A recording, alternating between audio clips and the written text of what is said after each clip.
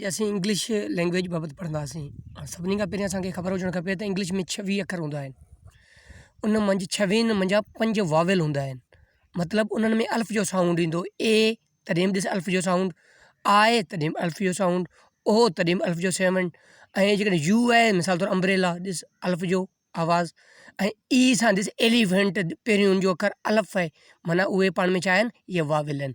बाक़ी जेके रहियल 21 आहिनि उन्हनि खे असीं चवंदा आहिनि कंसोनेंट्स, कंसोनेंट हूंदा आहिनि। उन्हनि में मिसाल तौरु बेबला जो आवाज़ु, डी डेल जो आवाज़ु, ए फॉर फेफानुस जो आवाज़ु, एम फॉर एम जो आवाज़ु, एम फॉर मिसाल तौरु नोज़ या नून जो आवाज़ु।